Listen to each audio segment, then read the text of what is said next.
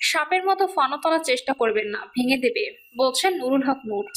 জামায়াত যদি বলে ৭১-এর যুদ্ধ ভারতের যুদ্ধ, তাহলে ওরা ভারতের দালাল, বলছেন আমজনতার তারেক। এবং সর্বশেষ জানাবো, দেশকে বিরাজনীতিকরণের নতুন -2 ফর্মুলা সক্রিয়, বলছেন মির্জা আব্বাস। শুনছিলেন সংবাদ শিরোনাম, এবারে বিস্তারিত। সাপের মতো ফনা তোলার চেষ্টা করবেন না, ভেঙে দেবে, বলছেন নুরুল হক নূর। আওয়ামী লীগের নেতাকর্মীদের উদ্দেশ্য করে গণ অধিকার পরিষদের সভাপতি নুরুল হক নূর বলেছেন, যে যতটুকু পাপ করেছে তাকে ততটুকু প্রায়শ্চিত্ত করতে হবে। তাই যতটা পাপ করেছেন জনগণের কাছে মাপ চেয়ে ভালো হয়ে যান।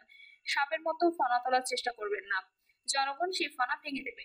আওয়ামী লীগ মরা লাশ হয়ে ফিরবে, এমনটি যারা ভাবছে তারা মূর্খের স্বর্গে বাস করছে, মন্তব্য করে নুরুল হক নূর বলেন, ছাত্রলীগ, যুবলীগ, আওয়ামী লীগ যারা করেছেন তাদের একটা বার্তা দিতে চাই, আমরা নতুন বাংলাদেশ গড়তে চাই। তাই যারা ছোট অপরাধ করেছেন তাদের আমরা ক্ষমা করব। যারা লুটপাট, গুম, খুন, ভিন্ন মত এবং বিরোধী রাজনীতি করার কারণে হামলা, নির্যাতন করেছে, সেই সব নেতাদের তাদের পাপের প্রায়শ্চিত্ত করতে হবে। তিনি বলেন, আপনারা যদি ভেবে থাকেন আওয়ামী লীগ মরা লাশ হয়ে ফিরবে, আওয়ামী লীগ উঠে দাঁড়াবে, তারা বোকার স্বর্গে বাস করছে, মূর্খের স্বর্গে বাস করছে। আওয়ামী লীগ আর দেশের রাজনীতিতে ফিরতে পারবে না। আওয়ামী লীগ যদি ফিরতে পারে আর একটি নরকে পরিণত হবে। কাজে বিএনপি জামাতের মধ্যে বিভাজন থাকবে, ভিন্ন মত থাকবে, কিন্তু আওয়ামী লীগের প্রশ্নে আমরা সবাই এক। এখানে কেউ আওয়ামী লীগকে ছাড় দেবে না। আওয়ামী লীগের নেতাকর্মীদের সমালোচনা করে নুরুল হক নূর বলেন, মাঝে মধ্যে আপনারা পলাতক নেত্রী নেতাদের কথা মতো ফনা তুলে নিজেদের ঝামেলা ডেকে আনছেন, এটা ভুল করছেন। আপনারা যদি রাজনীতি করতে চান তাহলে অন্য দল করেন। বিএনপি, জামায়াত, গণ অধিকার, এনসিপি, যে দল ভালো লাগে সেই দল করেন, কিন্তু গণহত্যাকারী রাজনৈতিক দল আওয়ামী লীগের রাজনীতি আর ফিরতে দেওয়া হবে না। জুলাই সনদ বিতর্ক তুলে গণ অধিকার পরিষদের এই শীর্ষ বলেন, শুধু সংস্কারের আলাপ, ঐকমত্য কমিশনে ২ মাস আলাপ করলাম, কিন্তু কোনো কাজের কাজ হয়নি। জুলাই সনদ নিয়ে রাজনৈতিক দলগুলো মুখোমুখি, জুলাই সনদে রাজনৈতিক দলগুলোর মধ্যে প্রতিফলিত হয়নি। জুলাই সনদের জন আকাঙ্ক্ষা পূরণ না হলে গণ অধিকার পরিষদ স্বাক্ষর করবে না। তাই রাজনৈতিক দলগুলোকে অনুরোধ জানাবো, দেশের স্বার্থে কিছু মত ছাড়া দিয়ে হলেও সবাইকে ঐক্যমত্যে আসার।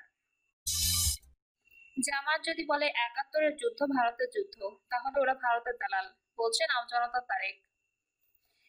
বুশের গণ-অভ্যুত্থানে পরাজয় বরণ করে ফ্যাসিস্ট হাসিনা চোরের মতো লেজ গুটিয়ে ভারতে পালানোর পর থেকেই একটি মহল ৭১-এর মুক্তিযুদ্ধের ইতিহাস ধামাচাপা দেওয়ার পায়তারায় ব্যস্ত।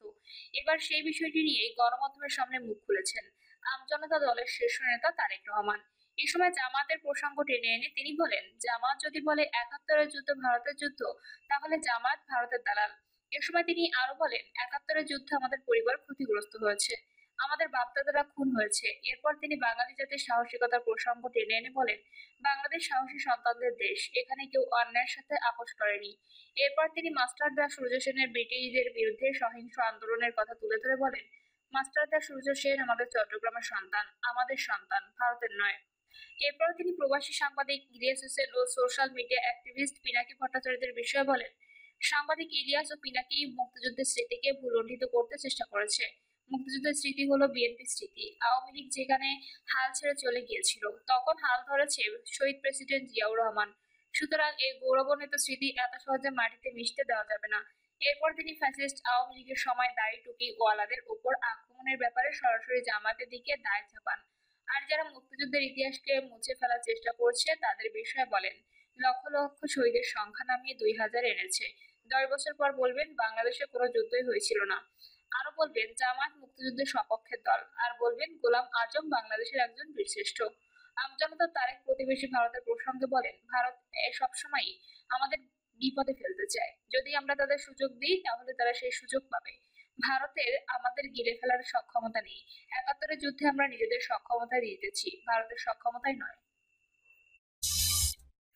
দেশকে বিরাজনীতিকরণের নতুন -2 ফর্মুলা সক্রিয়, বলছেন মির্জা আব্বাস। বিএনপি স্থায়ী কমিটির সদস্য মির্জা আব্বাস অভিযোগ করেছেন, আওয়ামী লীগের পলায়নের পর বিএনপিকে রাজনৈতিক অঙ্গন থেকে সরিয়ে দিয়ে বাংলাদেশকে রাজনীতি শূন্য করতে দেশি বিদেশি মহলের প্ররোচনায় আবারও একটি নতুন -2 ফর্মুলা সক্রিয় হয়েছে। সম্প্রতি এক সাক্ষাৎকারে গভীর উদ্বেগ প্রকাশ করে আব্বাস বলেন, সেন্ট মার্টিন ৩, খাগড়াছড়ি, সাজেক ও নিউ মোরিং কন্টেইনার টার্মিনালকে কেন্দ্র করে অশুভ উদ্দেশ্য সাধনে সচেষ্ট মহলগুলো দেশের সার্বভৌমত্ব, জাতীয় স্বার্থের বিরুদ্ধে একটি গুরুতর ষড়যন্ত্রে লিপ্ত। তিনি দুঃখ প্রকাশ করে বলেন, কিছু রাজনৈতিক দল বিভিন্ন অজুহাতে আসন্ন জাতীয় নির্বাচনকে ভিন্ন খাতে প্রবাহিত করার মাধ্যমে এমন চক্রান্তকারীদের ফাঁদে পা দিচ্ছে। অন্তর্বর্তী সরকারের প্রধান উপদেষ্টা অধ্যাপক ডক্টর মোহাম্মদ ইউনূস ঘোষিত ফেব্রুয়ারির মধ্যে জাতীয় নির্বাচন না হলে দেশকে বড় ধরনের খেসারত দিতে হবে বলেও সতর্ক করেন বিএনপির এই জ্যেষ্ঠ নেতা। আব্বাস বলেন, বাংলাদেশের রাজনীতিতে এখন নতুন এক -2 ফর্মুলা চালু হয়েছে, যার ১-১১ সময়কার -2 ফর্মুলার মতোই। আগেরবার সেটি এসেছিল সেনা সমর্থিত তত্ত্বাবধায়ক সরকারের মাধ্যমে, আর এবার দেশি বিদেশি ষড়যন্ত্রকারীরা ভিন্ন আকারে একই চেষ্টায় লিপ্ত হয়েছে। তিনি বলেন, এখন অপচেষ্টায় অংশ হিসেবে একটি গোষ্ঠীর সমন্বিত সামাজিক যোগাযোগ মাধ্যমে প্ররোচনা ও রাজনৈতিক প্রোপাগান্ডার মাধ্যমে বিএনপিকে খারাপ বা অবিশ্বস্ত রাজনৈতিক শক্তি হিসেবে উপস্থাপন করার চেষ্টা করছে। তিনি অভিযোগ করেন, এখনো প্রশাসনের ভেতরে আওয়ামীপন্থী ব্যক্তি এবং রাজনৈতিক ও আদর্শিক গোষ্ঠীর একাংশ বিএনপিকে দুর্বল করতে সক্রিয় রয়েছে। তারা মনে করছে, আওয়ামী লীগের শীর্ষ নেতারা দেশের বাইরে থাকা অবস্থায় বিএনপিকে সরিয়ে দিতে পারলেই দেশের শাসন ক্ষমতা তাদের হাতে চলে যাবে। আব্বাস বলেন, যারা বাংলাদেশকে অস্থিতিশীল রাখতে চায় তারা নিজেদের স্বার্থে নতুন করে -2 ফর্মুলা বাস্তবায়নের চেষ্টা করছে। ১-১১-তে এটি এক রূপে এসেছিল, তখন একটি সেনা সমর্থিত সরকার ছিল। এখন আওয়ামী লীগ ক্ষমতার বাইরে থাকায় ভিন্ন ধরনের -2 বিএনপি ফর্মুলা চালানো হচ্ছে। কারা এর পেছনে রয়েছে, এমন প্রশ্নের জবাবে আব্বাস বলেন, শয়তান নানা ছদ্মবেশে আসে। একই দেশি বিদেশি মাস্টারমাইন্ডরা নতুনভাবে -2 ফর্মুলা বাস্তবায়নের চেষ্টা করেছে। তার মতে, এই প্রচেষ্টার উদ্দেশ্যে একমাত্র বিএনপিকে দুর্বল বা সরিয়ে নিয়ে দেশের রাজনীতি নিজেদের স্বার্থে নিয়ন্ত্রণ করা। এই পরিকল্পনার পেছনে দেশি বিদেশি ষড়যন্ত্রকারীরা সক্রিয়। দেশে সবচেয়ে বেশি নির্যাতনের শিকার খালেদা জিয়া, বলছেন বাবর। সাবেক স্বরাষ্ট্র প্রতিমন্ত্রী ও বিএনপি নেতা লুৎফুজ্জামান বাবর বলেছেন, দেশে সবচেয়ে বেশি নির্যাতনের শিকার হয়েছেন দেশনেত্রী বেগম খালেদা জিয়া ও তার পরিবার পরিজন। আওয়ামী জালিম সরকারের নির্যাতনে তার এক ছেলে মৃত্যুবরণ করেছেন। বড় ছেলে তারেক রহমান দলের ভারপ্রাপ্ত চেয়ারম্যান এখনো পর্যন্ত লন্ডনে প্রবাসী জীবনযাপন করছেন। তিনি বলেন, জনগণের যে কোনো অধিকার, দেশের স্বাধীনতা ও সার্বভৌমত্বের বিষয়ে আপোস করবেন না। অতীতেও করিনি, এখনো করবো না ইনশাল্লাহ। নেতাকর্মীদের উদ্দেশ্যে বাবর বলেন, দলকে যারা ভালোবাসেন, দলকে যারা পছন্দ করেন, দলের আদর্শ যারা ধারণ করেন, তাদের দলের নির্দেশনা মেনে চলতে হবে। কেন্দ্র থেকে যে নির্দেশনা দেওয়া হবে আপনাদের তা মানতে হবে। সামনে জাতীয় সংসদ নির্বাচন, অনেক কঠিন পথ আমাদের অতিক্রম করতে হবে। সেজন্য আমাদের ঐক্যবদ্ধ থাকতে হবে, নিজেদের মধ্যে সব বিভেদ ভুলে সংগঠিত থাকতে হবে, ঐক্য ধরে রাখতে হবে। তিনি আরো বলেন, আগামী দিনে কঠিন পথ পাড়ি দিতে হলে দলকে আপনাদের সহযোগিতা করতে হবে।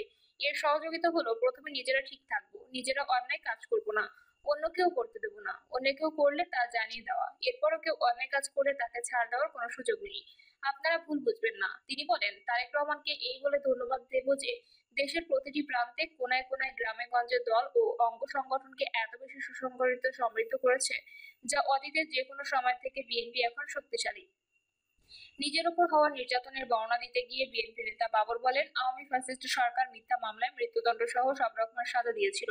আপনারা আমার জন্য নামাজ পড়ে দোয়া করেছেন, রোজা রেখেছেন। আপনাদের দোয়া ও ভালোবাসায় আল্লাহর রহমতে আজ মুক্ত হয়ে আসতে পেরেছি।